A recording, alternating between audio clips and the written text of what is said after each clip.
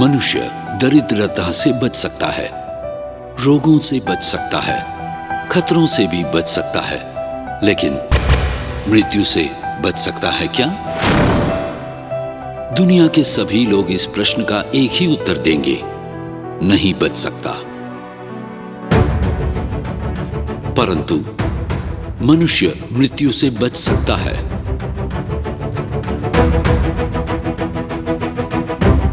कैसे?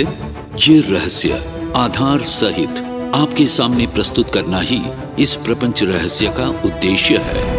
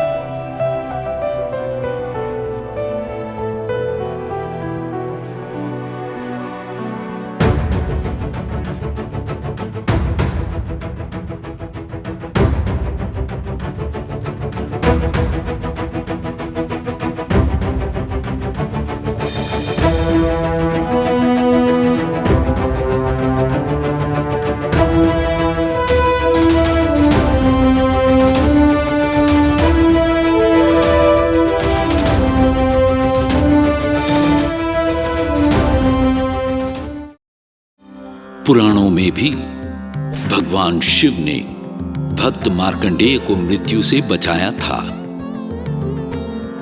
देव देवता क्षीर सागर का मंथन कर उसमें से निकले अमृत को पीकर अमर हो गए थे। इससे क्या पता चलता है? यही ना कि मनुष्य मौत से बच सकता है। जानते हैं ये सब कैसे हुआ? आप अभी वही रहस्य जानेंगे।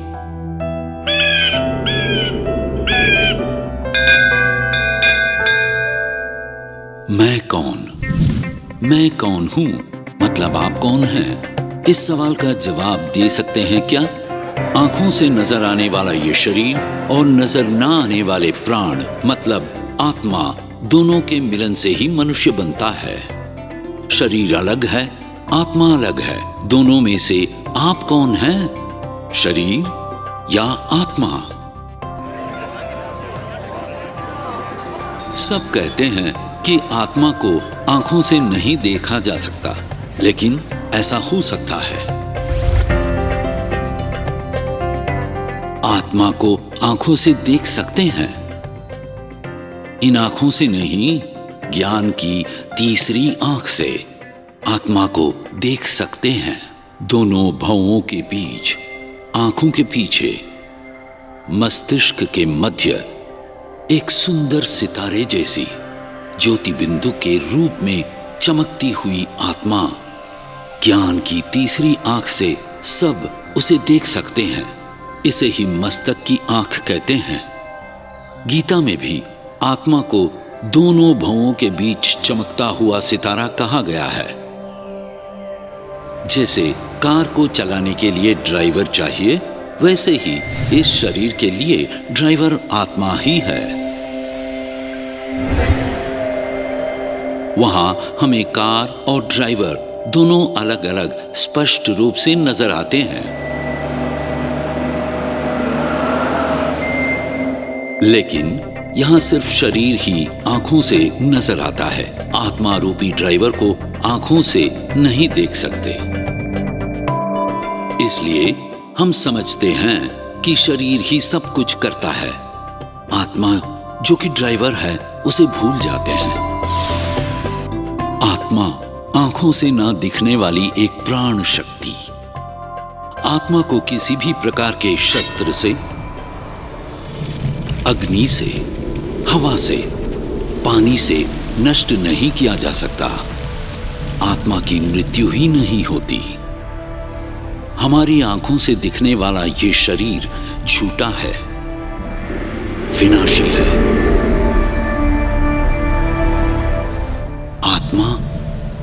विनाशी है। जैसे शरीर के अंग होते हैं, वैसे ही आत्मा के भी 3 सूक्ष्म अंग हैं। वे हैं मन, बुद्धि और संस्कार। मन में विचार उत्पन्न होते ही रहते हैं। जब कोई मर जाता है तो उनकी आत्मा की शांति के लिए ही प्रार्थना करते हैं। तो मन आत्मा में ही है, यह साबित हो जाता है ना। बुद्धि उन विचारों को परख कर अच्छे या बुरे का निर्णय करती है। सिद्ध व्यक्ति, महान आत्माएं जीवन समाधि पाने के बाद आज भी साक्षात्कार देकर कई लोगों का भला कर रहे हैं। भला करना मतलब बुद्धि का कार्यरत रहना। शरीर तो समाधि में विलीन हो चुका, तो बुद्धि कहां है? आत्मा में ही है ना? संस्कार यानी सब कुछ रिकॉर्ड करने वाला रिकॉर्डर। मतलब हम जो भी करते हैं तुरंत आत्मा में रिकॉर्ड हो जाता है। इसीलिए पाप आत्मा, पुण्य आत्मा कहते हैं। आपने चित्रगुप्त के बारे में सुना होगा। जानते हैं वे कौन हैं? सबके पाप और पुण्य का लेखा जोखा रखने वाले। इनके बारे में जानेंगे तो आपको आश्चर्य होगा। चित्र और गुप्त, यही चित्रगुप्त है। चित्र यानी तस्वीर, ये शरीर ही चित्र है। गुप्त यानी छिपा हुआ, जो इस शरीर के अंदर छिपा है वो क्या है? आत्मा ही तो है। आत्मा का दूसरा नाम ही चित्रगुप्त है। जैसे सीसीटीवी कैमरा कंप्यूटर की मदद से सब कुछ हर पल रिकॉर्ड करता है, वैसे ही हम जो भी करें, अच्छा या बुरा, आत्मा में रिकॉर्ड होता रहता है। ऐसी गलती तो हम कर सकते हैं जो किसी को पता ना चले, पर ऐसी गलती तो नहीं हो सकती जो खुद को ही ना पता चले। बचपन की बातें आज भी उसी रूप में याद है ना? इसका मतलब आत्मा में सब कुछ रिकॉर्ड होता रहता है।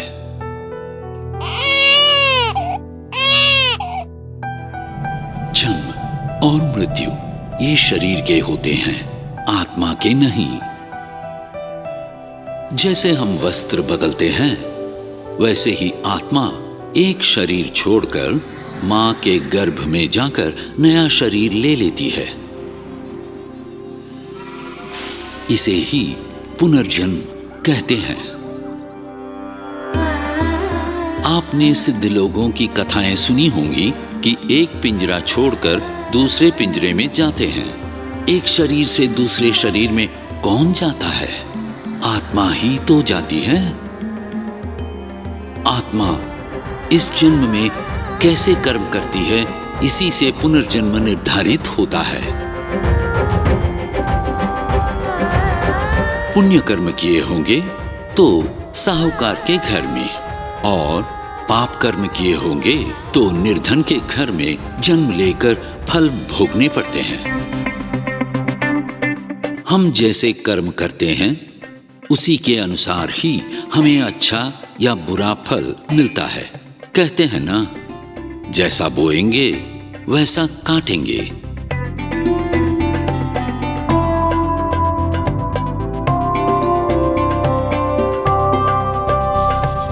बूमरैंग को फेंकेंगे तो वो लौटकर हमारे पास ही आएगा। कर्म की विधि भी ऐसी ही है। जो भी हम करेंगे वही हमें वापस मिलेगा। इसीलिए बुजुर्ग लोग कहते हैं, अच्छा सोचो तो अच्छा ही होगा। इस आत्मा के 7 दिव्य गुण हैं: शांति, खुशी, स्नेह, ज्ञान, पवित्रता, परमानंद और शक्ति। यही हमारे असली गुण हैं, दिव्य गुण हैं। जैसे हमने जाना कि चित्रगुप्त कोई और नहीं है, वैसे ही मार्कंडेय भी कोई एक नहीं है जो खुद को अविनाशी अमर आत्मा समझते हैं। वे कभी मृत्यु के बारे में सोचकर डरते नहीं हैं। हम में से हर कोई मार्कंडेय है।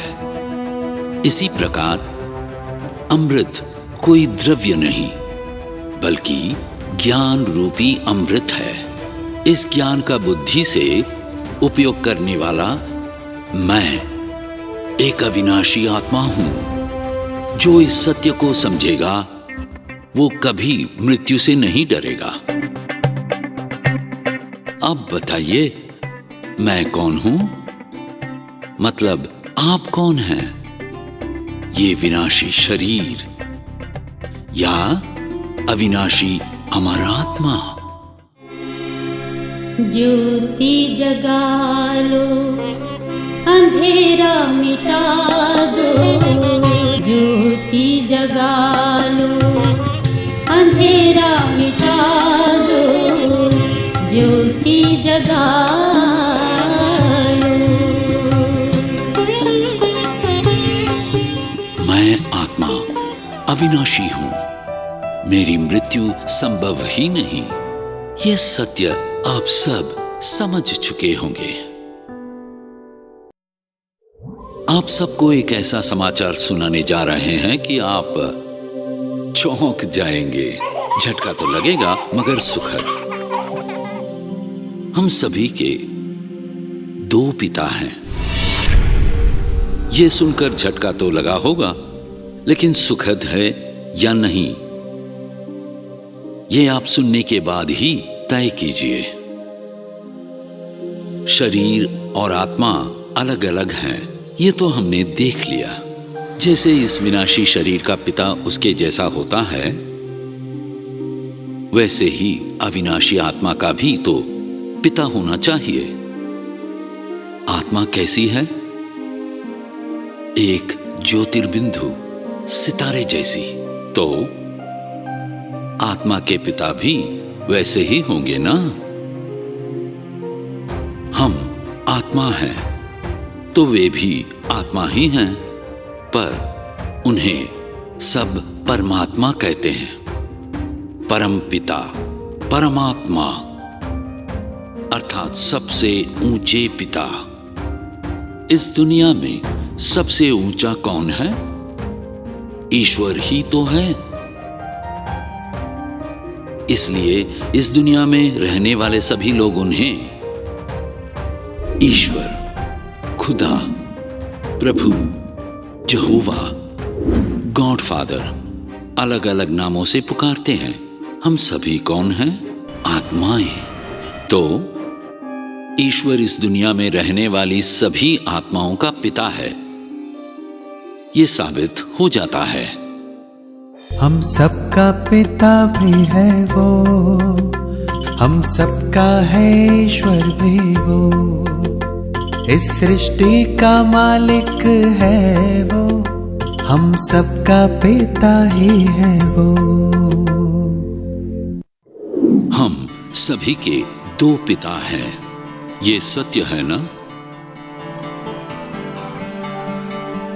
इस दुनिया में सब ईश्वर को ढूंढते हैं, पर उन्हें देख नहीं पाते। क्यों? आत्मा को ही आज तक कोई आंखों से देख नहीं सका, तो सर्व आत्माओं के परम पिता परमात्मा को कैसे देख सकते हैं? इसीलिए कहते हैं भगवान की तरह आकर बचा लिया।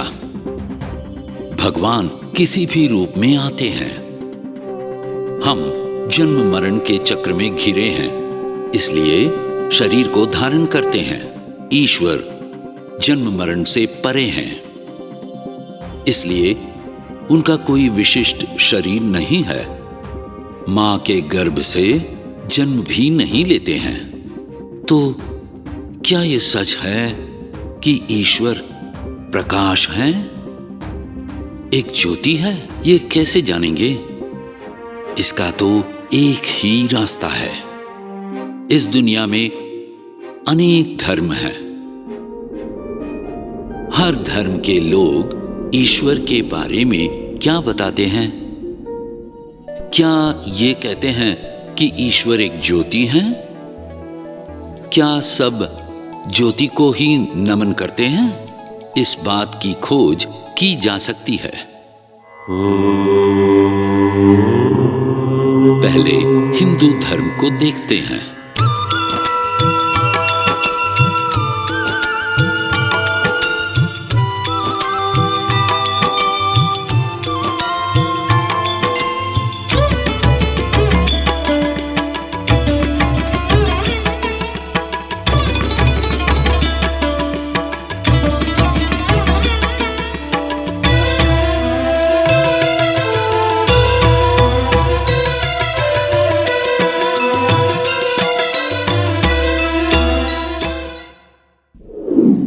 सर चकराने लगा ना? ईश्वर तो एक ही है, पर हिंदू लोग कितनों को ईश्वर मानकर नमन करते हैं। सब शरीर के साथ हैं। जो भी महान व्यक्ति हुए हैं, जो मनुष्य इस समय जीवित हैं, उन्हें भी भगवान मानकर नमन करते हैं। एक कदम और आगे बढ़कर भगवान सर्वव्यापी है, सब जगह मौजूद हैं, सभी के अंदर भगवान है, ऐसा कहते हैं। पेड़, पौधे, पक्षी, जानवर, चूहा, सांप या फिर पानी, आग, हवा, सबको भगवान मानकर पूजा जाता है। यानी कि भगवान का कोई शरीर नहीं है, वे ज्योति स्वरूप हैं। क्या ये झूठ है? ये झूठ कैसा हो सकता है? भगवान का शरीर नहीं है, वे ज्योति स्वरूप हैं। इसीलिए हिंदू लोग उनकी मूर्ति बनाकर पूजते हैं और उन मूर्तियों का नाम रखा गया है लिंग। ओम नमः शिवाय।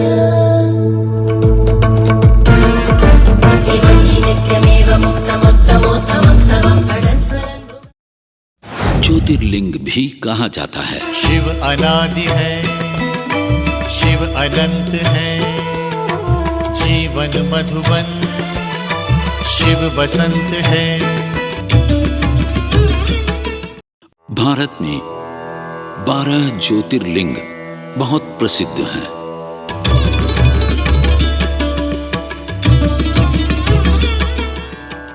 उनका नाम है शिव, सदाशिव। शिव का अर्थ है सदा ही भला करने वाला। उन्हें शिव ज्योति, परम ज्योति, महाज्योति कहते हैं। शिव अनंत है, जीवन मधुबन, शिव बसंत। शिव भगवान को तुम ही हो माता, पिता तुम ही हो, माता पिता कहकर ही पूजते हैं, क्योंकि वे सर्व आत्माओं के माता पिता हैं। वो ईश्वर सभी की सारी जरूरतें पूरी करता है, अर्थात इस पूरे विश्व को संभालने वाला है। शिव स्वयंभू हैं। कहते हैं कि उनके माता पिता गुरु कोई भी नहीं है। क्या हिंदू धर्म के लोग ये रहस्य जानते हैं? ईश्वर ज्योति स्वरूप है, उनका शरीर नहीं है। शायद नहीं। अगर जानते होते तो इस शरीरधारी को शिव मानकर नमन नहीं करते। तो ये कौन है? इन्हें भी शिव क्यों कहा जाता है? असल में इनका नाम शंकर है। शिव शंकर कहा जाता है ना। शिव शिव शंकर हर हर शंकर जय जय शंकर दिगिरारा प्रिय तांडव शंकर प्रकट शुभंकर प्रलय भय।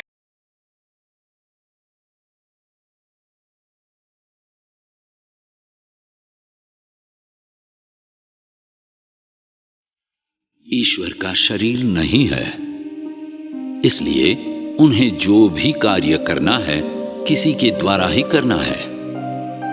अतः इस सृष्टि की स्थापना ब्रह्मा द्वारा, पालन विष्णु द्वारा और विनाश शंकर द्वारा किया जाता है।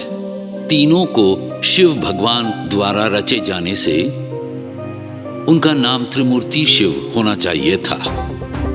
शास्त्रों का सही अर्थ ना समझे जाने से, अर्थात शिव और शंकर को एक मानकर भगवान का असली रूप छुप जाने के कारण त्रिमूर्ति ब्रह्मा नाम रखा गया।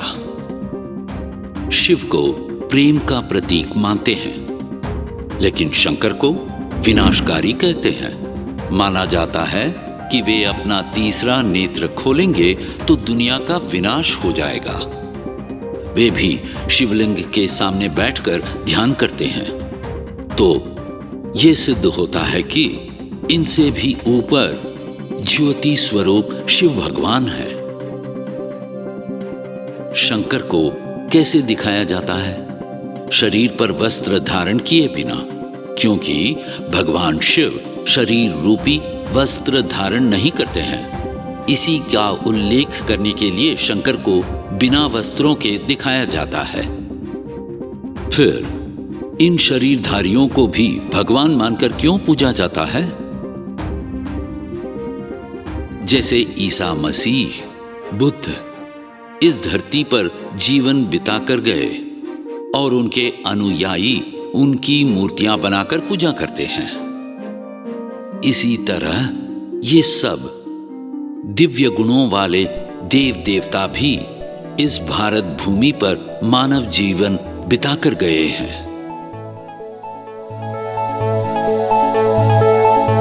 अल्लाहु अकबर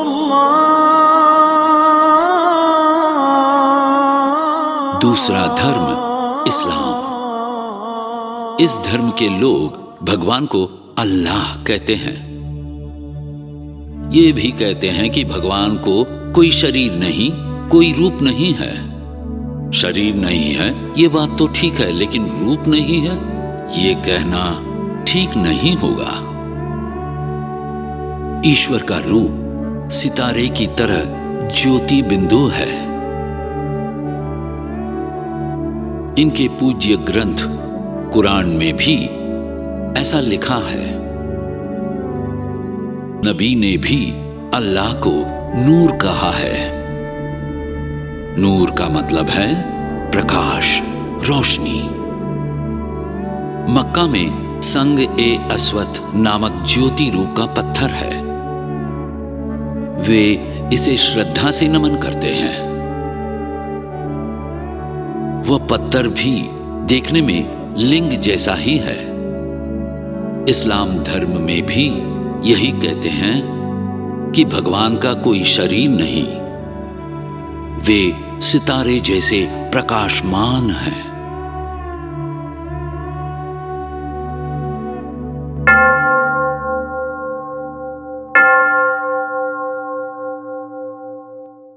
तीसरा धर्म ईसाई धर्म। ईसाई लोग क्या कहते हैं? वे ईसा मसीह को भगवान कहते हैं, उन्हें ही भगवान मानते हैं। पर ईसा मसीह ने क्या कहा है? जब उन्हें सूली पर चढ़ाया जा रहा था तो उन्होंने पूछा, भगवान आपने मेरा साथ क्यों छोड़ दिया? ईसा मसीह ने खुद भगवान को पुकारा, तो ये सिद्ध होता है कि ईसा मसीह भगवान नहीं है। उन्होंने स्वयं कहा है कि ईश्वर प्रकाश रूप में है।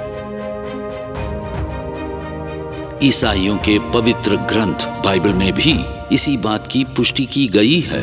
The Bible says, "This is the message we have heard from him and announced to you, that God is light, and in him there is no darkness at all. I am the light of the world. Whoever follows me will never walk in darkness, but will have the light of life. ईसाई धर्म में ये साबित किया हुआ है कि भगवान शरीर रूप में नहीं, प्रकाश रूप में है। सिख धर्म के संस्थापक गुरु नानक ने कहा है, एक ओंकार मतलब भगवान एक ही है, उनका शरीर नहीं है। वल्ललार भी यही कह गए हैं कि भगवान एक ही है और वो कृपालु महाज्योति है। इस प्रकार दुनिया के सभी धर्मों के लोग मानते हैं कि भगवान का शरीर नहीं है, वे प्रकाश रूप में हैं। इसी रूप को भगवान मानकर नमन करते हैं। जात पात धर्म ये कभी उसकी ए देन नहीं, लाखों रूप तेरे है मगर रब है एक ही,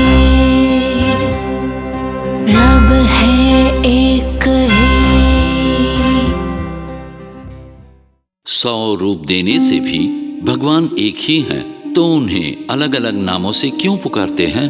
जैसे पानी के अलग अलग भाषाओं में वाटर, नीलू, तन्नी, नीर, जल, ऐसे कई नाम हैं। वैसे ही अलग अलग धर्मों में भगवान को ईश्वर, अल्लाह, यहोवा, परमपिता, भगवान आदि नामों से पुकारते हैं। विषय तो एक ही है, बस भाषाएं विभिन्न हैं। इससे क्या पता चलता है? भगवान का शरीर नहीं है, वे प्रकाश रूप में हैं। ये बात साबित होती है। तो भगवान कौन है? वो दुनिया में रहने वाली सर्व आत्माओं का पिता है। बाबा बाबा आश्चर्य है तो बाबा, बाबा बाबा विचित्र है तो बाबा, सारे जगत का तो बाबा, प्यार का सागर तो बाबा,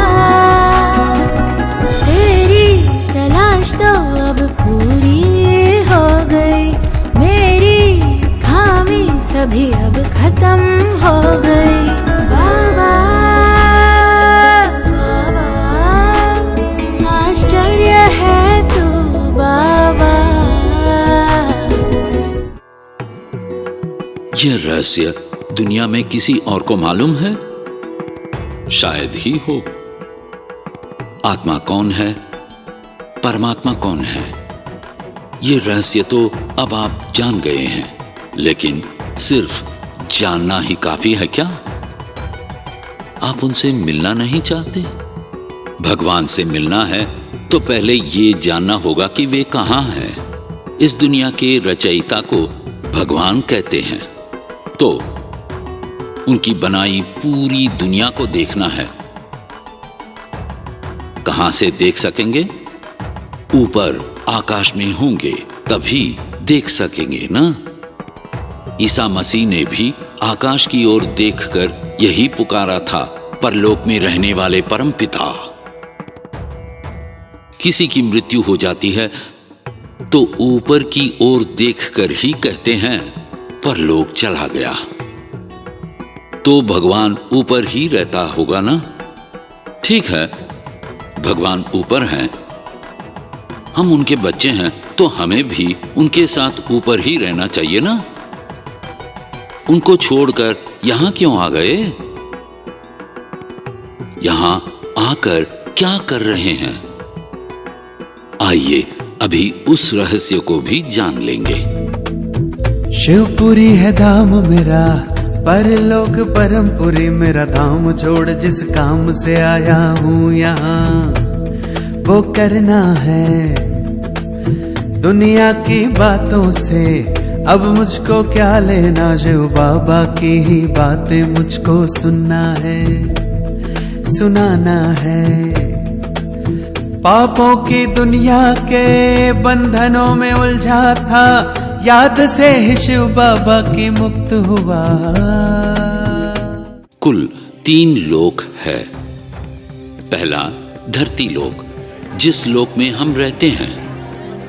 हम इस विश्व सृष्टि रूपी नाटक में अभिनय करने ही तो आए हैं। शेक्सपियर ने भी कहा है, ये दुनिया एक मंच है, हम सब अभिनेता हैं।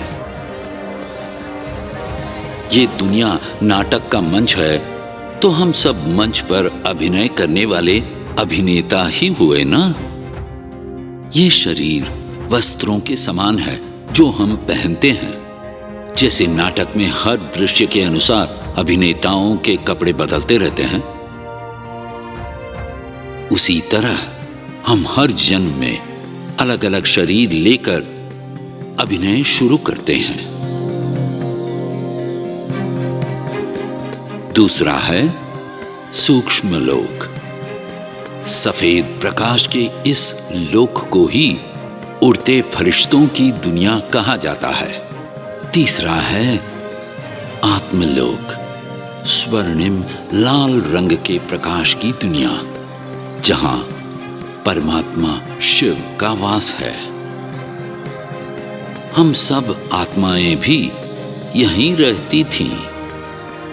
यही हमारा सच्चा घर है। सूरज की किरणें यहां आती ही नहीं। इस लोक को ही आत्मलोक, ब्रह्मलोक, परलोक, परम धाम, मुक्ति धाम, शांति धाम, निर्वाण धाम, शिवलोक और ब्रह्म तत्व कहा जाता है। अलग अलग धर्मों के लोग इसे अलग अलग नामों से पुकारते हैं। हम यहीं से इस भूमि पर आए हैं। हम सब कौन हैं? इस सृष्टि के नाटक में अभिनय करने वाले अभिनेता हैं। तो इस नाटक के रहस्य को जानना चाहिए ना।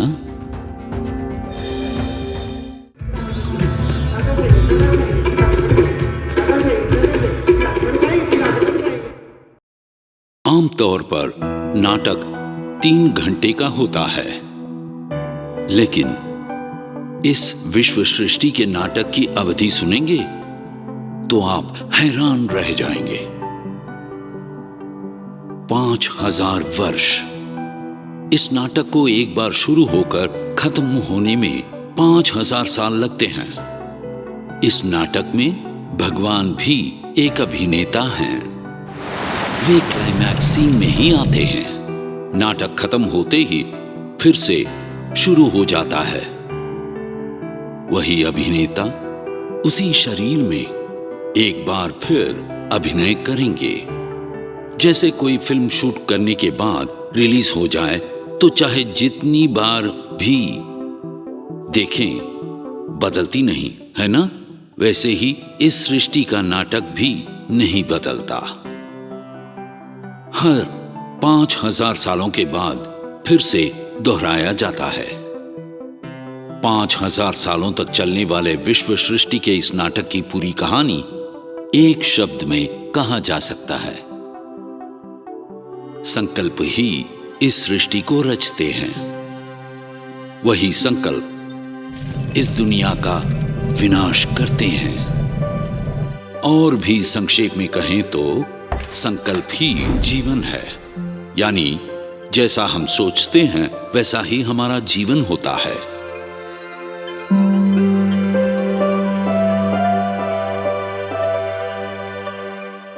इस विश्व सृष्टि नाटक में कई प्रकार के धर्म हैं।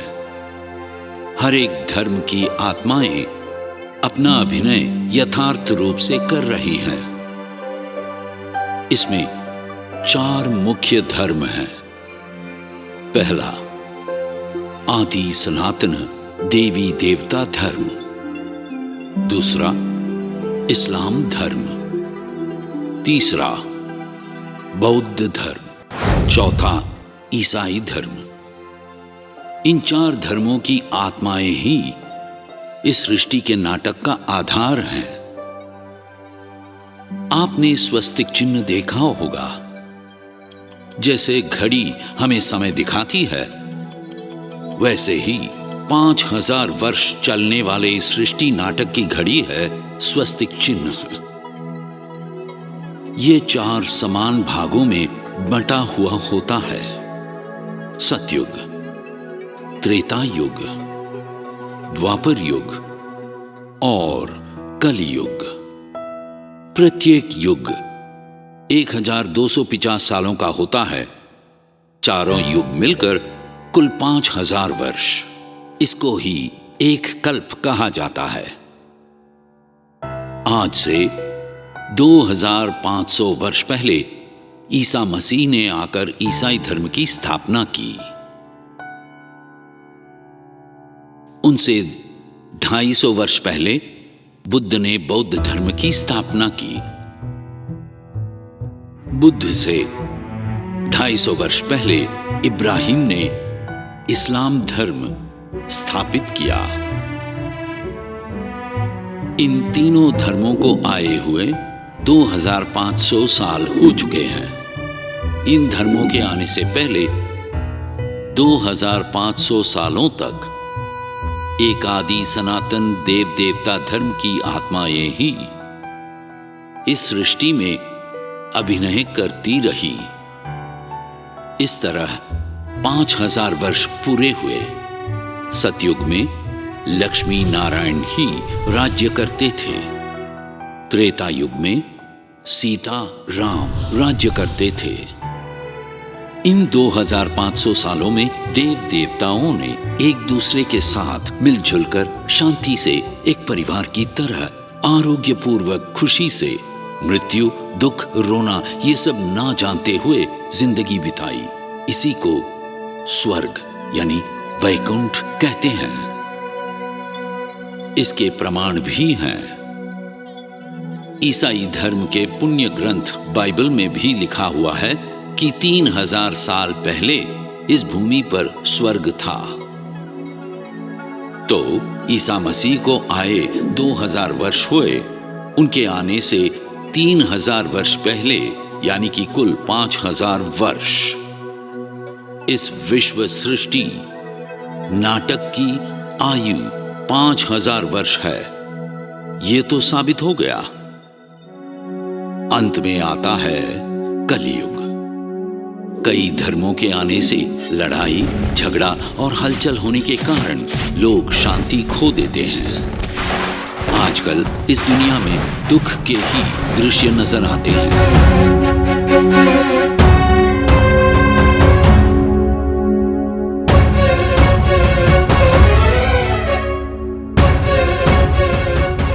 जानते हैं इस विश्व सृष्टि नाटक में हम सब कहां हैं? आखिरी चरण में, यानी कि क्लाइमैक्स सीन में। कलयुग के इस विनाशकारी दृश्य का बाइबल में ज्यों का त्यों वर्णन किया गया है। इसीलिए ईसाइयों ने चेतावनी दी है कि 2000 ईस्वी में दुनिया खत्म होने वाली है। इस गंदी पुरानी दुनिया के विनाश के लिए प्रकृति भी कभी भूकंप, कभी सुनामी के रूप में पूर्वाभ्यास कराती रहती है। हम देख ही रहे हैं ना।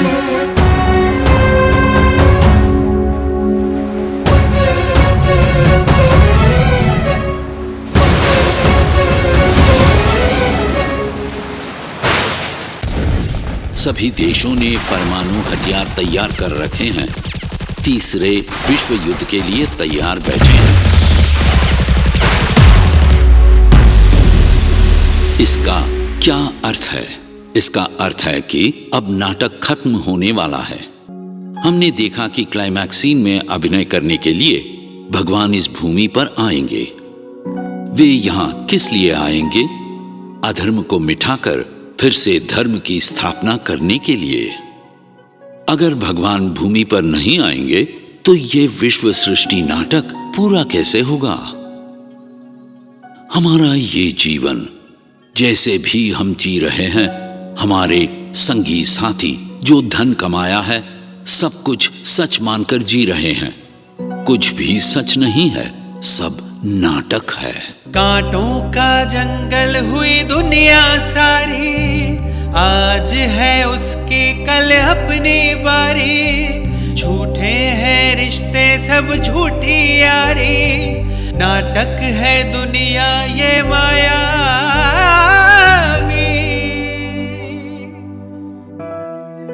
लेकिन पहले इस नाटक के बहुत बड़े रहस्य को हम अभी जानने वाले हैं। हम सब कौन हैं? भारतवासी हैं। भारत में रहकर भारतवासियों ने कैसे अभिनय शुरू किया, ये रहस्य जानना चाहेंगे ना?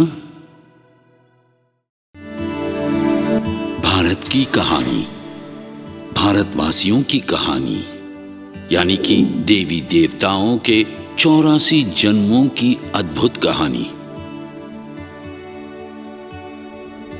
इस विश्व सृष्टि नाटक में देवता धर्म के लोग हीरो के रोल से शुरुआत करते हैं। पुनर्जन्म लेते लेते अंत में जीरो बन जाते हैं। ये फिर से हीरो कैसे बनते हैं? बस ये वही कहानी है। भारत में देवताओं का राज्य था। अब तो ना राज्य रहे, ना राज करने वाले देवता रहे, पर उन्होंने इस धरती पर जीवन बिताया है। आज उनकी याद में पूरे भारत में केवल मंदिर हैं।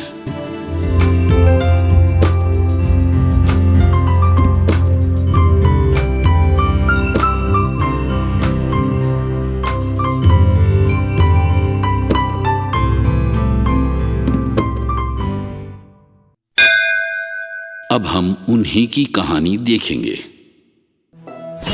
आज का भारत कैसा है? आप इसे कैसा कहेंगे? अच्छा या बुरा? असल में बुरा है। हम जो खाना खाते हैं, जो पानी पीते हैं, जो श्वास लेते हैं, सब कुछ कैसा है? विषाक्त है। इसीलिए कितनी नई नई बीमारियां, कितनी मृत्यु, कितने दुख हैं। आज से 100 वर्ष पीछे जाकर देखिए, मनुष्यों की आबादी कम थी, विज्ञान की इतनी वृद्धि नहीं थी, कोई खाद या कीटनाशक कुछ भी नहीं था।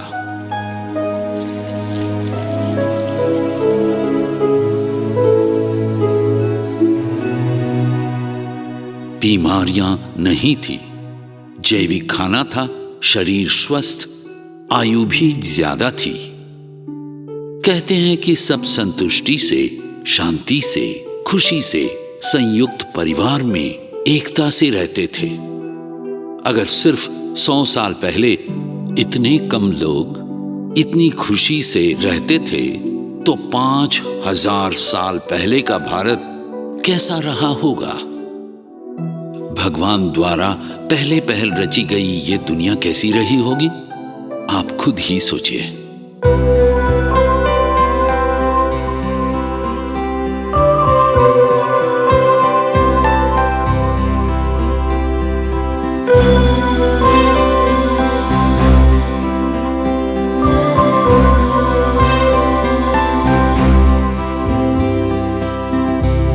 धरती सुहानी सजाई दाता ने दिल से, लाखों गुल खिलाए हैं गुलशन में प्रीत से।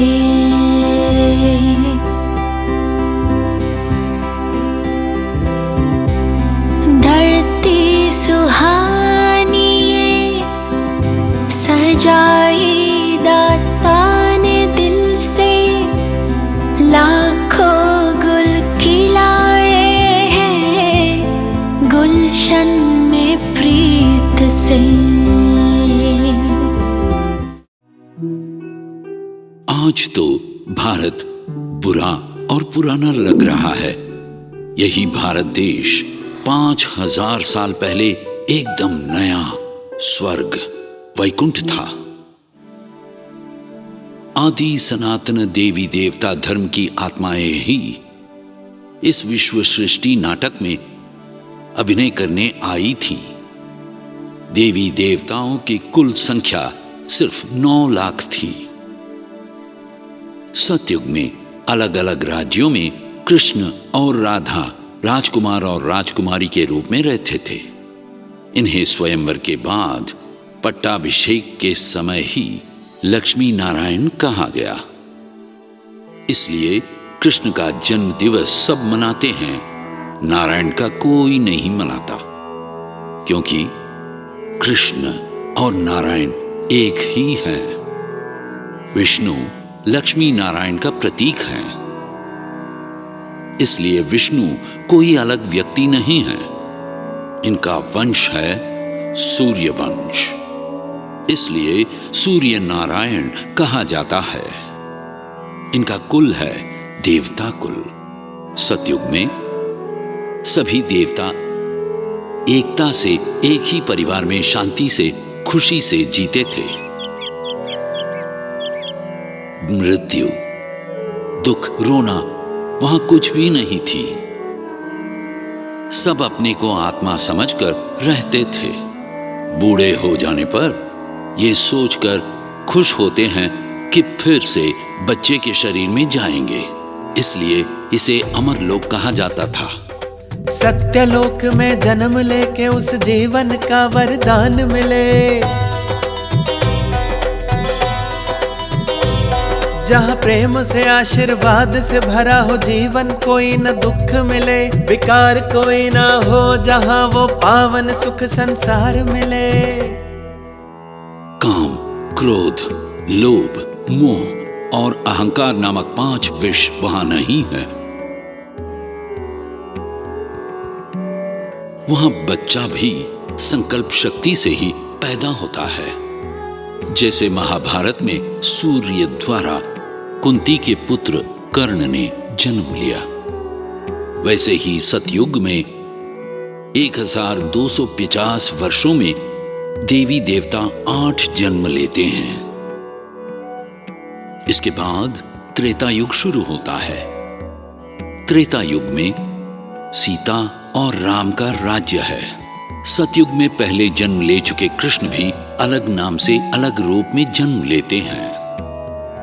यहां भी शांतिपूर्वक एक साथ खुशी से मृत्यु, दुख, रोने से अनजान अपनी जिंदगी गुजारते हैं। ये चंद्रवंश है, इसलिए उन्हें श्री रामचंद्र मूर्ति कहते हैं। इनका कुल क्षत्रिय कहा जाता है। इस त्रेता युग में देव देवता 12 जन्म लेते हैं। बार बार जन्म लेने से आत्मा की शक्ति कम होने लगती है, इसलिए अनेक जन्म लेने पड़ते हैं। त्रेता युग के अंत में देवी देवताओं की कुल संख्या 33 करोड़ है, यानी कि 33 करोड़ देवता। पुराणों में वर्णित 33 करोड़ देवता यही है, यही भारतवासी। इस समय एक बुरी बात हुई। देव देवता बार बार जन्म लेने के कारण इस शरीर में ही जीकर आत्मा को भूलने लगे, अपने शरीर को ही सब कुछ समझने लगे। शरीर के आकर्षण में बंध कर जो नहीं करनी चाहिए वे गलतियां करने लगे। अपनी पवित्रता और दिव्यता खोने लगे। इसलिए वे देव देवता कहलाने की योग्यता भी खो बैठे। इन्हीं का उल्लेख इस्लाम में आदम हव्वा और ईसाई धर्म में एडम ईव के नाम से किया गया। उन्हें वस्त्रहीन क्यों दिखाया जाता है? देव देवता इस शरीर रूपी वस्त्र को भूलकर स्वयं को आत्मा समझकर जी रहे थे, इसलिए उन्हें वस्त्रहीन दिखाया जाता है। प्रकृति के घोर तांडव में सब कुछ बर्बाद हो जाता है। भारत कई टुकड़ों में बंट जाता है। शरीर का विनाश हो सकता है, लेकिन आत्मा का नहीं। इसके बाद द्वापर युग शुरू होता है। देव देवता सभी यहां सामान्य मनुष्य के रूप में जन्म लेते हैं। कृष्ण ही राजा विक्रमादित्य के रूप में जन्म लेते हैं। स्वयं को शरीर मानकर पाप करने से दुखों में घिर जाते हैं। दुख से छुटकारा पाने के लिए भगवान को ढूंढना शुरू करते हैं। भगवान ज्योति स्वरूप हैं, उन्हें इस बात का साक्षात्कार होता है। हीरों से जड़ित विशाल लिंग बनाकर, सोने का मंदिर बनवाकर विक्रमादित्य अपने हाथों से पूजा करते हैं। यहीं से भक्ति मार्ग शुरू होता है। भक्ति मार्ग का सबसे पहला मंदिर गुजरात के सोमनाथ में बना भगवान शिव का मंदिर है। अभी वहां जो मंदिर है वो तो कई बार तोड़े जाने के बाद इस रूप में आया है।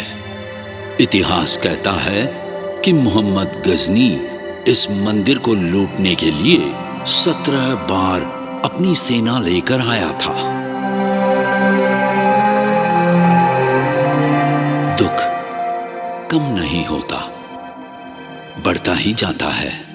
सूक्ष्म देवता विष्णु और शंकर की मूर्तियां बनाकर उनकी पूजा करते हैं।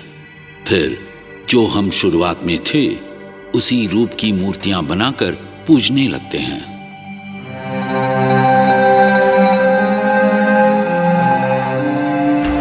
धर्म लुप्त होने लगता है। अधर्म की वृद्धि होती ही ऋषि मुनि वैदिक शास्त्र लिखते हैं। रामायण और महाभारत इसी समय लिखे गए हैं। कृष्ण सतयुग में हुए थे, किंतु उनकी पूजा द्वापर युग में होती है। कृष्ण को भगवान बनाकर ये झूठी कहानी लिख दी गई कि कृष्ण ने ही गीता सुनाई है। इस द्वापर युग में देव देवता 21 जन्म लेते हैं। इनका कुल वैश्य कुल कहलाता है। अंत में आता है कलियुग।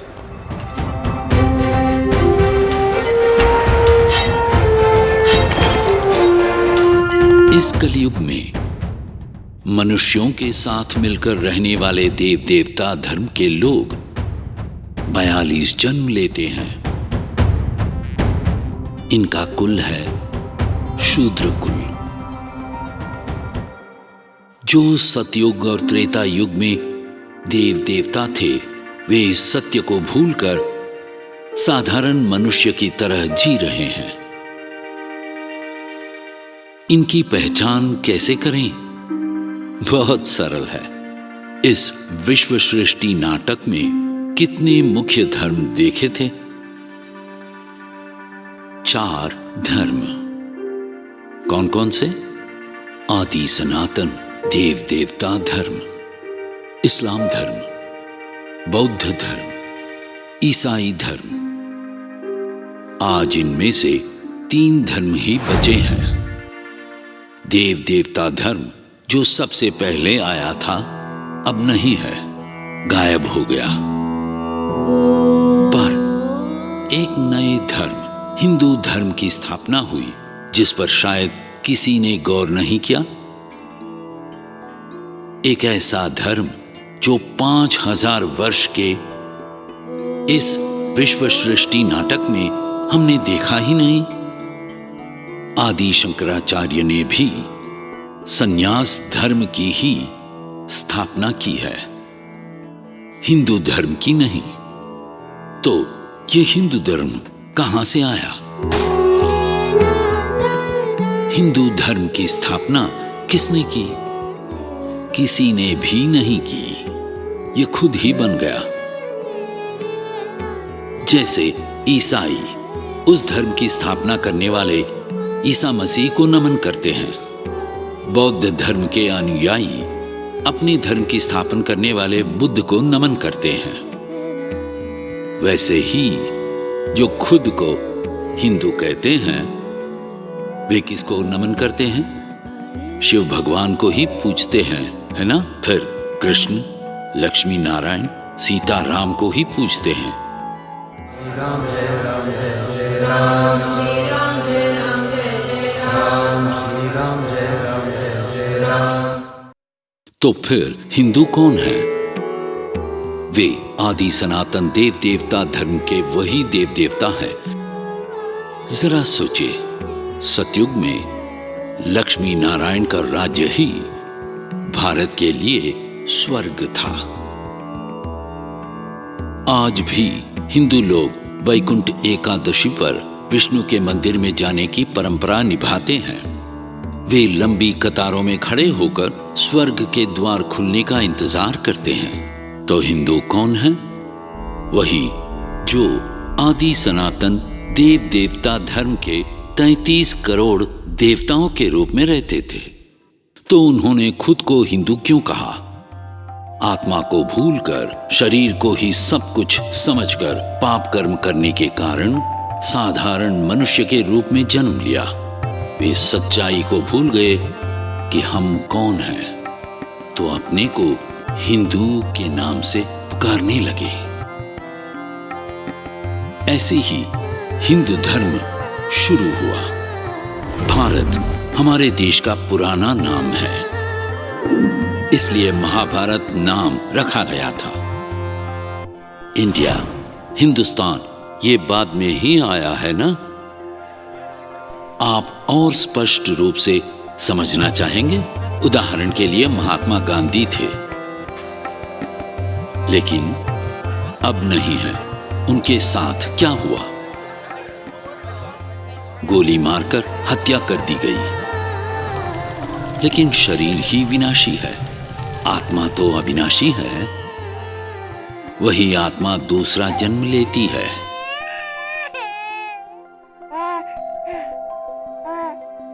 नए शरीर में बच्चे के अंदर महात्मा गांधी की आत्मा है। वो बच्चा बड़ा होकर पढ़ने के लिए स्कूल जाता है। क्या पाठ पढ़ता है? हमारे राष्ट्रपिता महात्मा गांधी हैं। क्या वो बच्चा जानता है कि पिछले जन्म में मैं ही महात्मा गांधी था? नहीं। पढ़ाने वाले अध्यापक को पता है क्या कि यही बच्चा पिछले जन्म में महात्मा गांधी था? वैसे ही 33 करोड़ देवता भी पुनर्जन्म लेते लेते खुद को ना जानकर अपने ही मंदिर में जाकर किसको नमन करते हैं? खुद को ही नमन करते हैं ना? जैसे उस बच्चे ने पढ़ा कि हमारे राष्ट्रपिता महात्मा गांधी हैं। 33 करोड़ देव देवताओं में से 75% लोग ही हिंदू धर्म में रह गए। बाकी 25% लोग गुम हो गए। जानते हैं कहां गुम हो गए? भिन्न भिन्न धर्मों में परिवर्तित हो गए।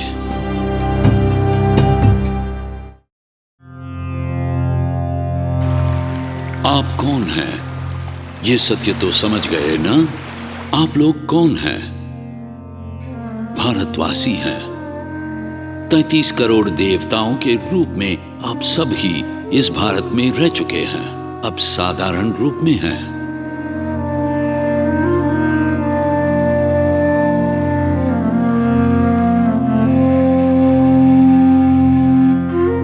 इस विश्व सृष्टि नाटक में हम अब कहां हैं जानते हैं?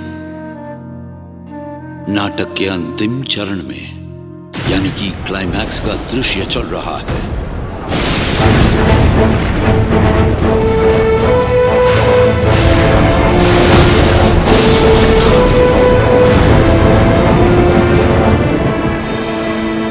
इस नाटक में भगवान भी एक एक्टर हैं। सिर्फ क्लाइमैक्स के दृश्य में ही आएंगे, ये तो हम जान ही चुके हैं। उनके भूमि पर आए बिना ये नाटक खत्म कैसे होगा?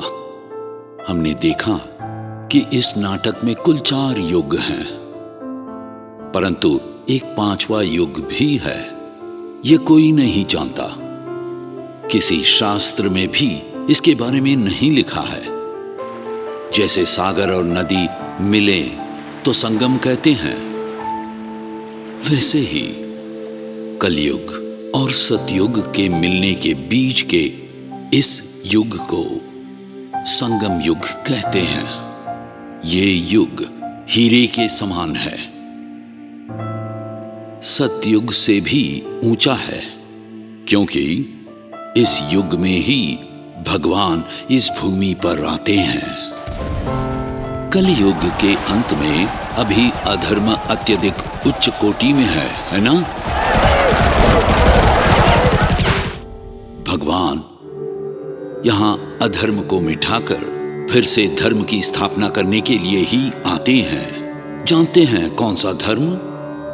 आदि सनातन देव देवता धर्म।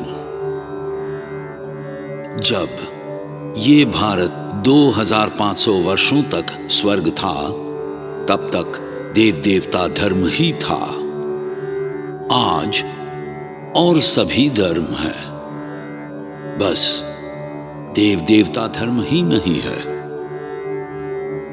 इस देव देवता धर्म को स्थापित करने के लिए ही भगवान भूमि पर आते हैं। देव देवता धर्म को फिर से क्यों स्थापित करना है? क्योंकि नाटक अब खत्म होने वाला है। खत्म होने के बाद क्या होगा? नाटक फिर से शुरुआत से प्रारंभ होगा। पहले दृश्य में अभिनय करने वाले देव देवता धर्म के लोगों की सभी आत्माएं अब कहां हैं? खुद को भूलकर और धर्म को भूलकर यहीं रह रहे हैं। वे कौन हैं? उन्हें यह सच समझाना होगा। अभी सब कैसे हैं? पाप आत्माएं, अशुद्ध आत्माएं। इन्हें पवित्र कौन करेगा? पवित्र हुए बिना सतयुग कैसे आएगा? सतयुग को आना है तो सत्य भगवान को आना होगा ना? उनके आए बिना नई दुनिया कैसे बनेगी? रात के बाद दिन को आना है तो किसे आना होगा? सूरज को आना होगा। वैसे ही कलियुगी रात का अंत होकर सतयुगी सवेरा आना है, तो भगवान को इस भूमि पर आना ही होगा। इस दुनिया में रहने वाले सभी मनुष्य हम अमर आत्माएं हैं। इस सच को भूलकर खुद को सिर्फ शरीर समझकर जी रहे हैं। कलयुग में जो अज्ञान का अंधेरा है उसे मिटाना है, तो ज्ञान रूपी सूर्य शिव परमात्मा को आना ही है। इसीलिए इस छोटे से युग को संगम युग कहते हैं। पुरुषोत्तम संगम युग कहते हैं। पुरुष का अर्थ है आत्मा, यानी कि खुद को आत्मा समझ उत्तम जीवन जीने का युग है। इसीलिए इसे पुरुषोत्तम संगम युग कहा जाता है। केवल इस संगम युग को ही हीरे के समान कहते हैं, क्योंकि 5000 वर्ष चलने वाले इस विश्व सृष्टि नाटक में आत्मा और परमात्मा का इस शरीर के द्वारा सीधे मिलकर बात करने का यही एक अद्भुत युग है। इतनी देर से आप धीरज से सब सुनते आए हैं।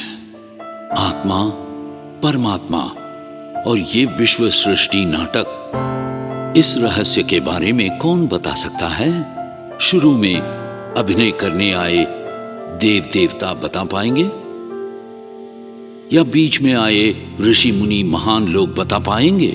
वे सब अभी कहां हैं? जन्म मरण के चक्र में फंसकर, खुद को भूलकर, सामान्य मनुष्य बनकर इस कलयुग में जी रहे हैं ना? तो फिर कौन बता सकता है? हम आपको समझा रहे हैं तो हमें किसने समझाया? जो जन्म मृत्यु से परे है वही समझा सकता है। इस विश्व सृष्टि नाटक का डायरेक्टर ही बता सकता है। सिर्फ परमपिता परमात्मा ही बता सकते हैं। यदा हि धर्मस्य ग्लानिर्भवति भारत अभ्युत्थानम् अधर्मस्य तदात्मानं सृजाम्यहम्।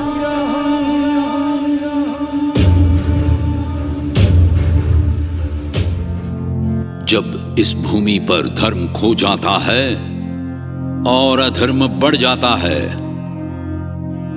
तो मैं इस भूमि पर फिर से अवतरित होकर पुनः धर्म की स्थापना करता हूं। भगवान ने गीता में यह वादा किया है। वे अपने वादे के अनुसार आ गए हैं, पर सब यही सोचते हैं कि कृष्ण ही भगवान है। ये मानते हैं कि कृष्ण ने ही गीता सुनाई। इंतजार में हैं कि कृष्ण ही फिर से आएंगे, इसलिए ये नहीं समझ पा रहे हैं कि भगवान इस भूमि पर आ चुके हैं। कृष्ण कौन है? सतयुग में जन्म लेने वाले पहले राजकुमार। वे ही स्वयंवर के बाद नारायण बनते हैं। पुनर्जन्म लेते लेते इस कलयुग में सामान्य मनुष्य बनकर जीवन बिताते हैं। तो गीता का नायक कौन है? निस्संदेह कृष्ण ही है। लेकिन गीता का ज्ञान परमपिता शिव ने सुनाया था। आप अवश्य पूछेंगे, वो कैसे? किसी फिल्म में क्या होता है? हीरो अपने परिवार के साथ मिलजुल कर खुशी से रहता है, तभी विलन अपने गुंडों के साथ आता है और हीरो के साथ मारपीट करता है, उसके परिवार को नष्ट करके चला जाता है। अंत में कोई हीरो को याद दिलाता है कि वो कौन है, उसकी खोई हुई हिम्मत और साहस को जगाता है। तुम कर सकते हो, जाओ जीत कर आओ, ऐसा कहकर उसे जोश से भर देता है। हीरो तुरंत प्रेरित होकर जोश में विलन का नाश करके जीत कर वापस आता है। फिल्मों में अक्सर ऐसी ही कहानी होती है। ऐसे ही इस विश्व सृष्टि नाटक में अभिनय करने वाला हीरो कौन है? श्री कृष्ण। इस दुनिया में एक परिवार के साथ रहकर खुशी से राज्य करते थे।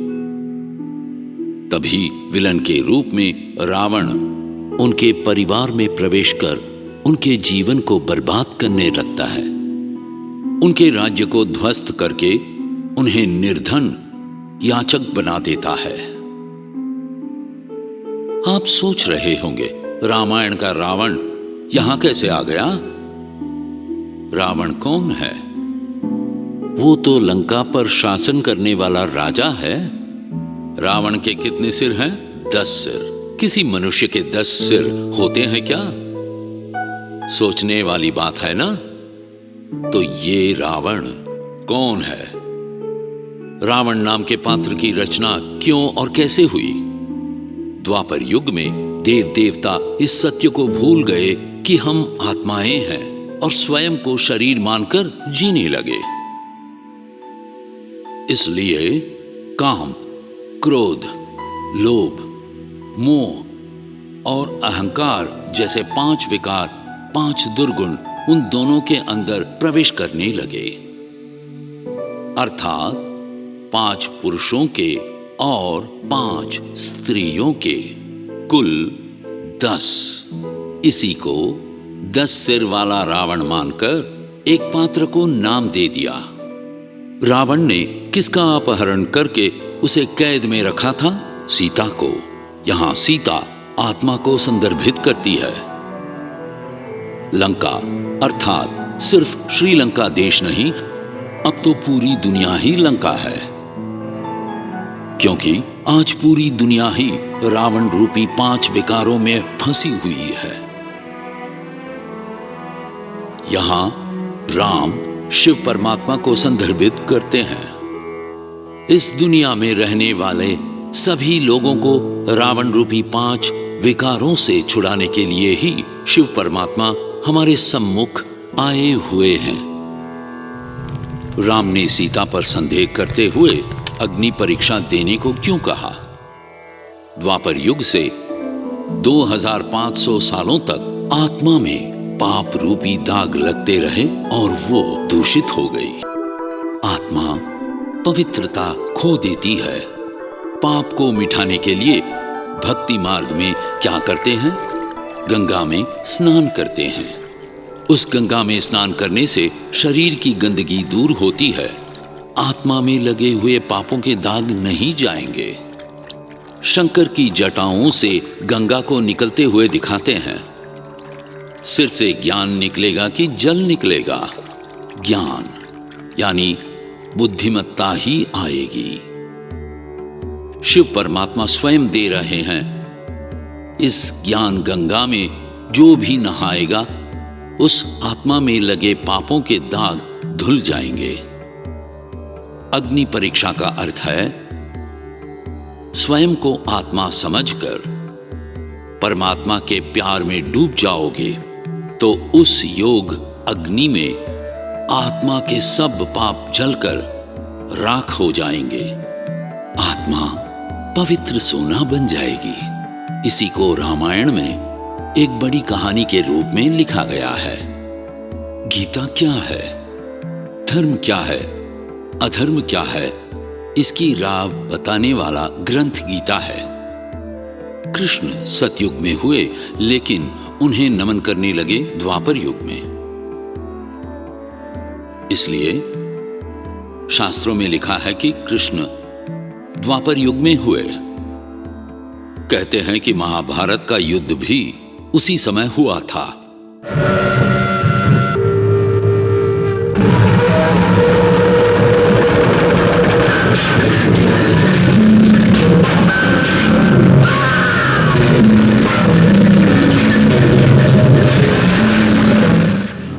महाभारत का इतना बड़ा युद्ध क्यों हुआ?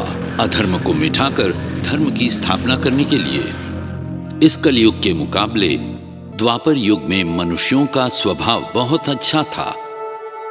वे अच्छे स्वभाव से ही जीते थे, क्योंकि अब कलयुग में दुनिया बुरी हो गई है, बुरे लोग रहते हैं। कलयुग में एक साधारण मनुष्य ने कहा कि बिना युद्ध किए अहिंसा के मार्ग पर चलकर विजय पाई जा सकती है। वे कौन थे?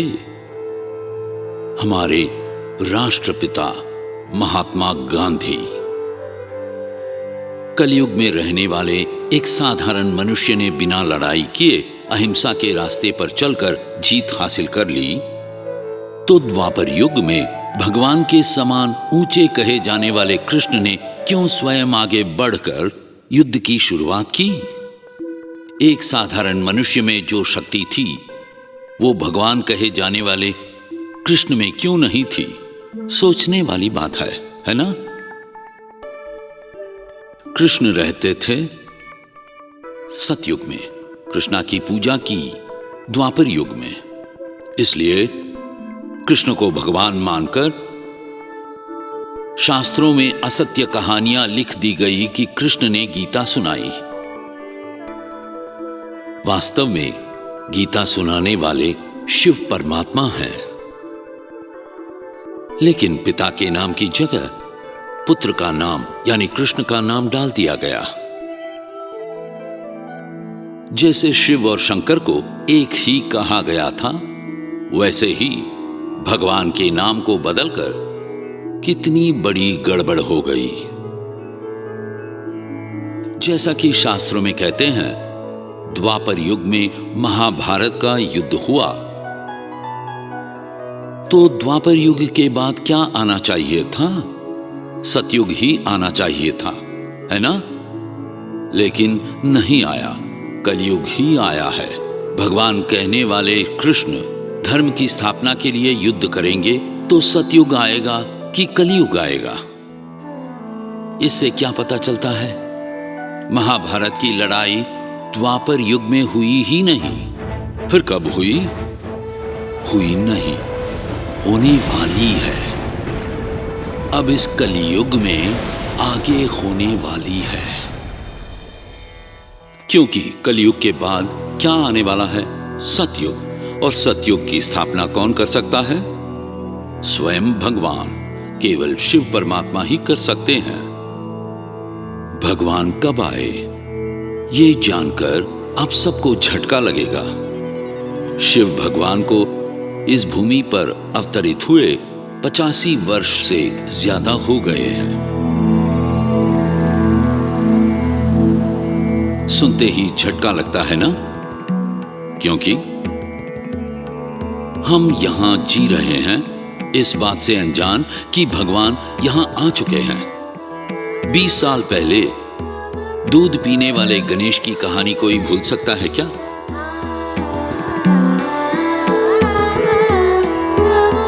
ये बात सुनते ही आधे घंटे के अंदर पूरे विश्व में जितनी गणेश की मूर्तियां हैं, उनके सामने लोग झुंड में हाथों में दूध का लोटा लिए खड़े थे। वो दृश्य कोई नहीं भूल सकता। झूठ के पीछे भागने वाले लोग भगवान के आने की बात को नहीं समझ सकते, बताने से भी विश्वास नहीं करेंगे, हंसी में उड़ा देंगे, क्योंकि वे अज्ञान के अंधकार में डूब गए हैं। उन्हें अंधकार से प्रकाश में लाना है। इसीलिए शिव परमात्मा के अवतरण दिवस को शिवरात्रि के रूप में मनाते हैं। शिव परमात्मा का शरीर तो है नहीं, वे जन्म मरण के चक्र में भी नहीं पड़ते, तो फिर हमें कैसे समझाएंगे? चाहे आत्मा हो या परमात्मा, बात करने के लिए शरीर तो चाहिए ही। शिव परमात्मा इस भूमि पर आए तो तत्काल शरीर की जरूरत पड़ेगी। किसके शरीर में प्रवेश करेंगे? सतयुग में किसने पहले जन्म लिया था? श्री कृष्ण ने। उनके अंतिम जन्म में 60 वर्ष की आयु में उनके शरीर में प्रवेश किया है। जानते हैं उन्हें क्यों चुना? क्योंकि इस विश्व सृष्टि नाटक के नायक कृष्ण ही हैं। नाटक खत्म होने पर पहले दृश्य में उनको ही आकर अभिनय करना है, इसलिए पहले उन्हें ही सारी सच्चाई समझाई। पता है ये सब कब हुआ? 1936 में। ये रहस्य अभी आपके सामने उजागर होगा। उन दिनों के भारत, आज के पाकिस्तान के सिंध प्रांत में हैदराबाद जिले के एक छोटे से गांव में सामान्य स्कूल अध्यापक के बेटे के रूप में पैदा हुए लेखराज। इनका जन्म वर्ष सन 1876। ये छोटी सी उम्र से ही नारायण के परम भक्त थे।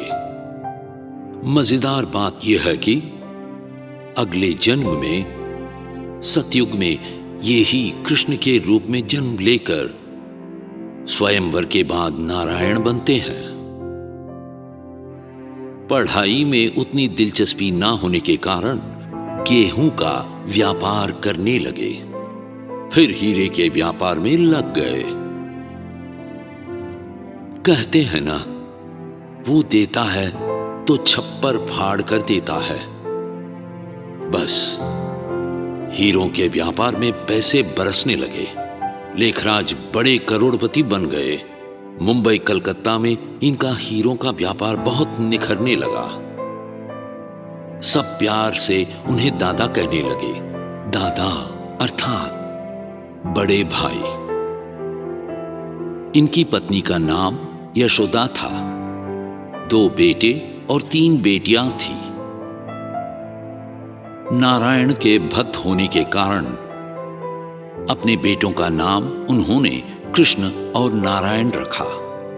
दादा लेखराज जब 60 साल के हुए, अचानक एक दिन उन्हें शरीर से मुक्त होकर अशरीरी बनकर तैरने का अनुभव हुआ। फिर एक बार वे बनारस गए हुए थे, वहां विष्णु का साक्षात्कार हुआ।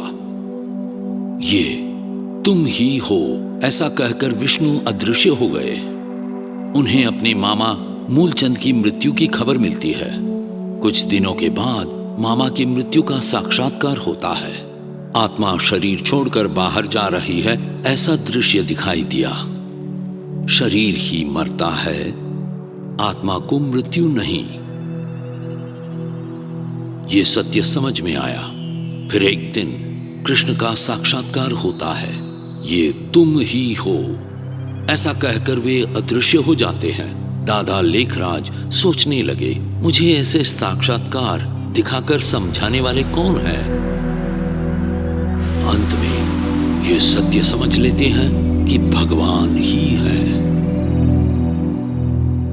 तभी ज्योति स्वरूप शिव परमात्मा का साक्षात्कार होता है। हम उनके बच्चे उन्हीं की तरह हैं। इस जगत में अभिनय करने आए हम कौन हैं, इस सत्य को भूल जाते हैं। भगवान इस भूमि पर अवतरित होकर सत्य को समझाकर हम सबको घर ले जाते हैं।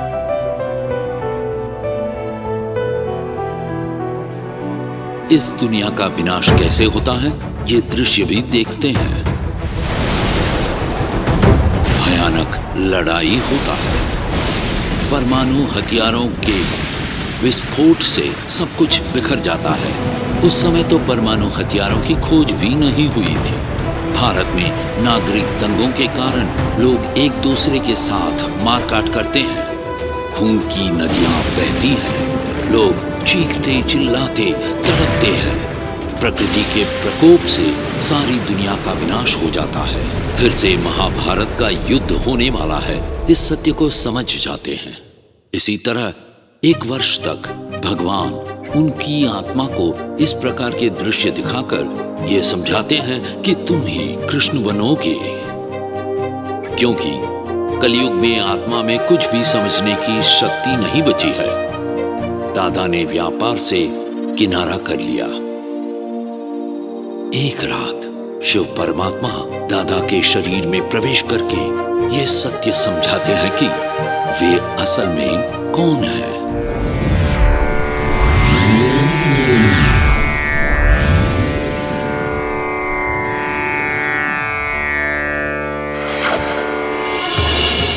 निजानंद स्वरूपम शिवोहम शिवोहम, ज्ञान स्वरूपम शिवोहम शिवोहम, प्रकाश स्वरूपम शिवोहम शिवोहम। निराकार शिव है आए, गीता का ज्ञान सुनाए। निराकार शिव है आए, गीता का ज्ञान सुनाए। ब्रह्मा तन आधार ले सच्ची सच्ची गीता सुनाए। निराकार शिव है आए, गीता का ज्ञान सुनाए। दादा ये बात समझ जाते हैं कि नई दुनिया की स्थापना के लिए भगवान ने उनके शरीर का आधार लिया है। मैं ही अर्जुन हूं। मेरे शरीर को ही भगवान ने रथ के रूप में लिया है। इस रहस्य को जान लेते हैं। भक्ति में इन्हें ही शिव के वाहन नंदी के रूप में दिखाया है। इनके कमल मुख द्वारा ही शिव परमात्मा गीता का ज्ञान सुनाना शुरू करते हैं। ज्ञान सुनने आने वालों को कृष्ण का दर्शन, सतयुग का दर्शन दिखाकर शिव परमात्मा ने परम आनंदित किया। ये जानकर लोग बड़ी तादाद में आने लगे। भगवान ने दादा को गोद ले लिया। अपना बच्चा बनाकर उनका नया नाम प्रजापिता ब्रह्मा रखा। इस ब्रह्मा के कमल मुख द्वारा गीता ज्ञान सुनकर जन्म लेने वाले ही ब्रह्मा के बच्चे हैं। शिव परमात्मा द्वारा गोद लिए गए बच्चे हैं। भगवान के अवतार के रहस्य को इस दुनिया में रहने वाली हर आत्मा तक पहुंचाना है। इसके लिए ही भगवान अपने मददगारों को चुनते हैं। ये लोग ही ब्रह्मा कुमार और ब्रह्मा कुमारियां कहलाते हैं। शिव अनादि है, शिव अनंत है, जीवन मधुबन शिव बसंत है। मधुबन का स्वयं श्रृंगार करता, मधुबन का स्वयं श्रृंगार करता। हर कली हर फूल से वो प्यार करता, हर कली हर फूल से वो प्यार करता। शिव अनादि है, शिव अनंत है, जीवन मधुबन शिव बसंत है। यही ब्रह्मा सतयुग में कृष्ण का जन्म लेकर विष्णु बनते हैं। विष्णु 5000 साल बाद फिर से ब्रह्मा बनते हैं। इसी बात को शास्त्रों में ऐसा लिखा गया है कि ब्रह्मा की नाभि से विष्णु का जन्म हुआ और विष्णु की नाभि से ब्रह्मा का जन्म हुआ। शुरू में इस विद्यालय का नाम ओम मंडली था। भगवान का ज्ञान सुनने के लिए बंधनों को पार कर उम्र की परवाह किए बिना हर कोई आने लगा। इसमें मुख्य थी राधे। तब उनकी उम्र सिर्फ 17 वर्ष थी। ज्ञान सुनते ही अपना जीवन भगवान की सेवा में समर्पित करने का संकल्प कर लिया। उन्हें ओम राधे कहा जाने लगा। फिर प्यार से मम्मा कहने लगे। लगभग 400 भाई बहनों ने अपना जीवन भगवान की सेवा में समर्पित किया। शिव परमात्मा ने ब्रह्मा से एक ट्रस्ट बनाकर अपनी सारी संपत्ति उसे सौंपने को कहा।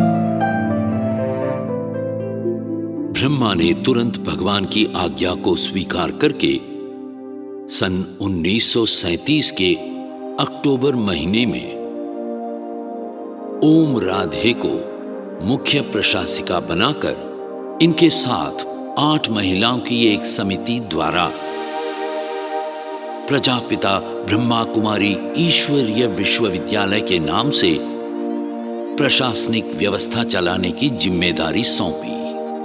महिलाओं के जीवन को उठाना है, हर किसी को उनका आदर करना है।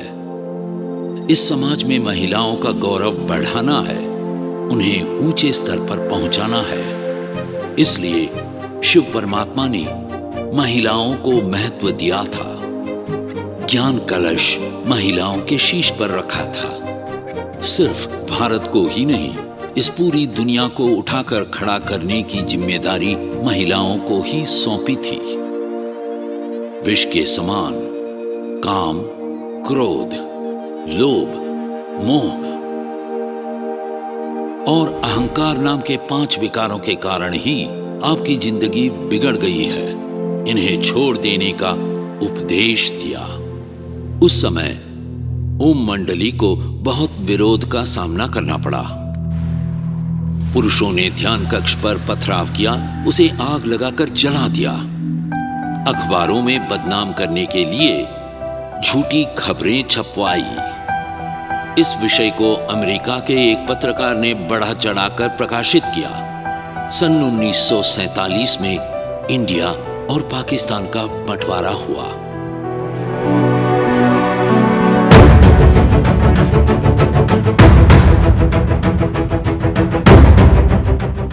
पूरा कराची शहर आग में धधक रहा था। मुस्लिम भाइयों ने भगवान के यज्ञ की रक्षा की और भगवान का यज्ञ कराची में ही जारी रहा। शिव परमात्मा की आज्ञा पाकर सन 1950 में 400 भाई बहन जहाज द्वारा इंडिया के लिए रवाना हुए।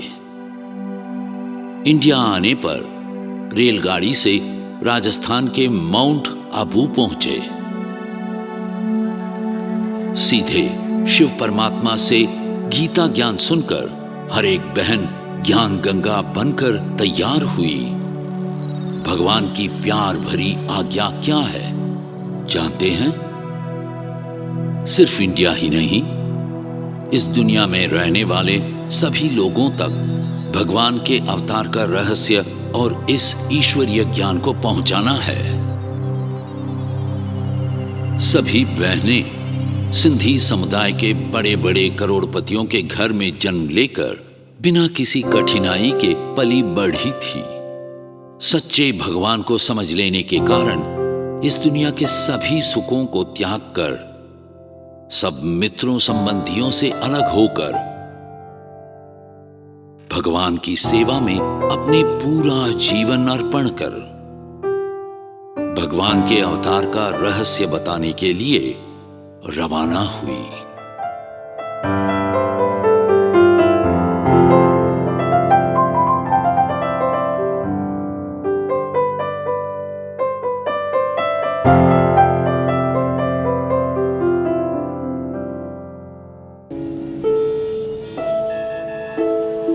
कितने लोगों को भगवान का इस भूमि पर अवतरित होने का रहस्य मालूम है? ब्रह्मा कुमारियां आपको ढूंढ कर आती हैं, तो इसका एक ही कारण है, आप सभी सहोदर आत्माएं भगवान के बच्चे हैं।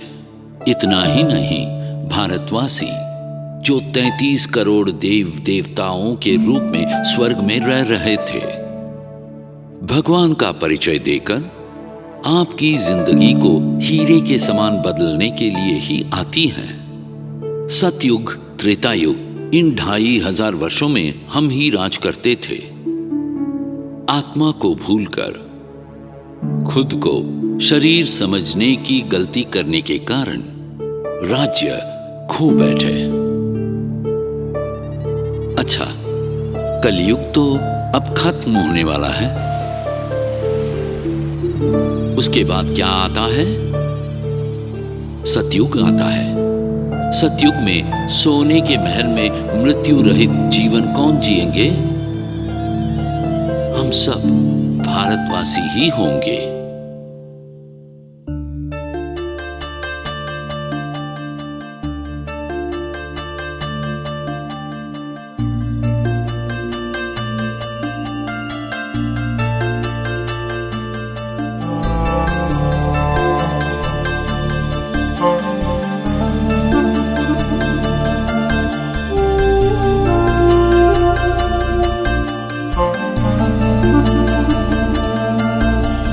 झलक तुम्हारी ओ प्यारे भगवन, पलक में भर के दिखा रहे हम। फलक से हम यही गा रहे, कराने वाला करा रहा है, करनहार हम किए जा रहे।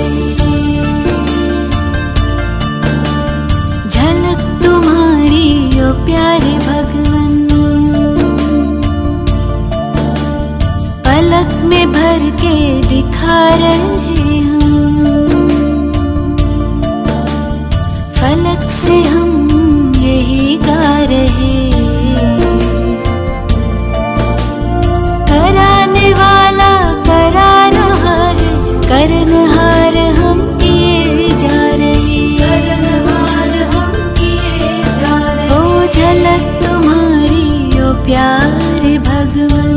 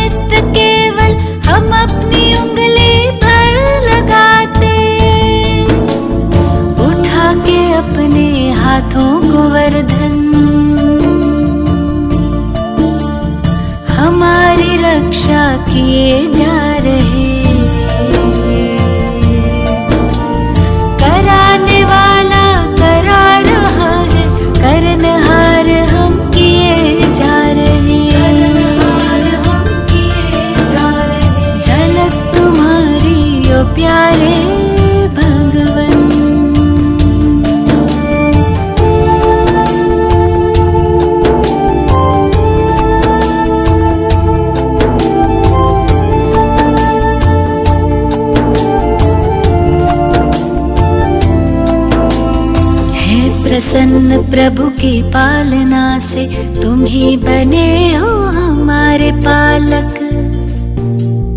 वाह जो है सारे जग का मालिक, हम उसके प्यारे बने हैं बालक।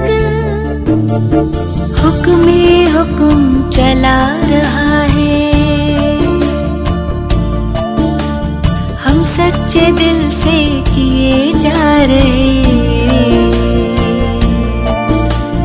कराने वाला करा रहा है, करनहार हम किए जा रहे। करनहार हम किए जा रहे। हो झलक तुम्हारी ओ प्यारे भगवन।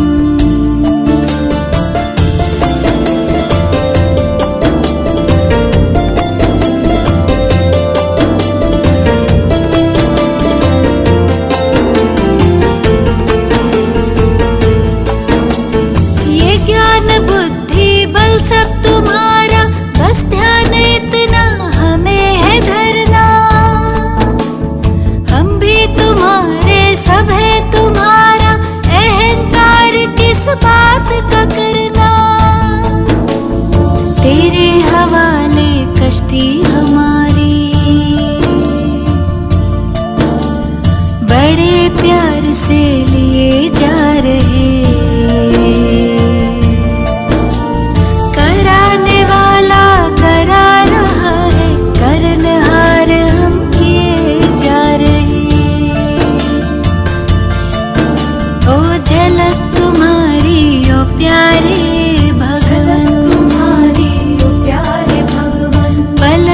भर के दिखा रहे हम, फलक में भर के दिखा रहे हम। फलक से हम यही गा रहे, फलक से हम यही गा रहे। कराने वाला करा रहा है, करनहार हम किए जा रहे। करनहार हम किए जा रहे। हो झलक तुम्हारी ओ प्यारे भगवन।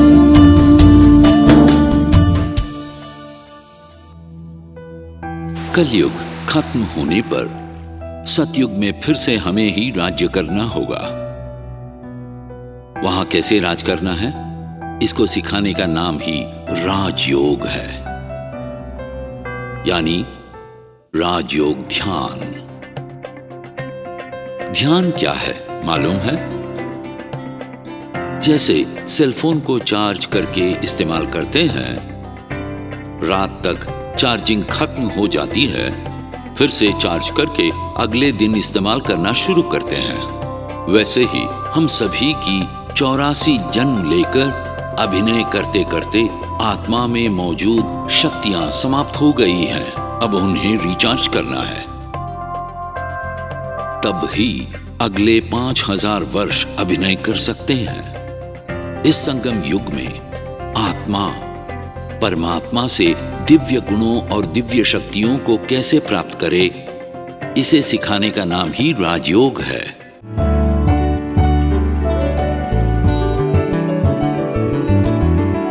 राजयोग हम सीखेंगे, अपनी अंदर की सौंदर्य महसूस करें।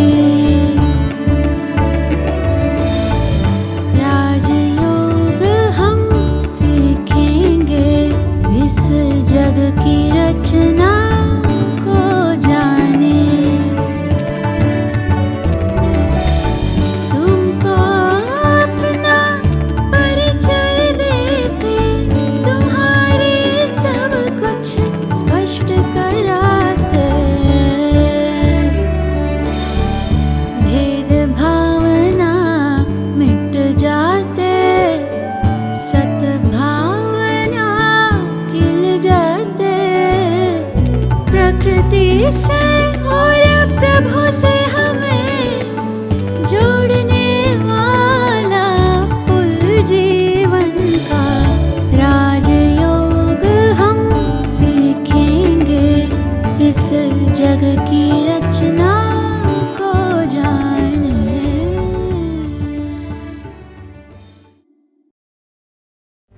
हमारा भारत देश दिव्य दुनिया देवताओं के रहने की दुनिया, अमर लोक, स्वर्ग समान था। अब असुरों की दुनिया, असुरों के रहने की दुनिया, मृत्यु लोक, नर्क बन गया है। इस नर्क को फिर से स्वर्ग में परिवर्तित करने के लिए ही भगवान आए हुए हैं। जैसे आत्मा को आंखों से नहीं देख सकते, वैसे ही शिव परमात्मा को भी आंखों से नहीं देख सकते, पर ब्रह्मा द्वारा, इतनी ब्रह्मा कुमारियों द्वारा नई दुनिया की स्थापना होते हुए हम अपनी आंखों से देख रहे हैं। द्वापर युग से भगवान की खोज में भटक रहे थे। अब हमें ये सच पता चला कि भगवान कौन है।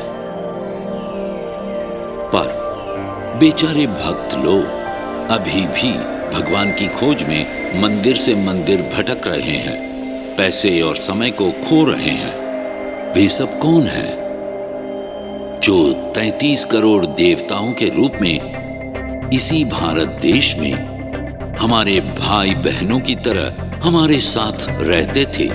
वे सब अज्ञान की नींद में सो रहे हैं।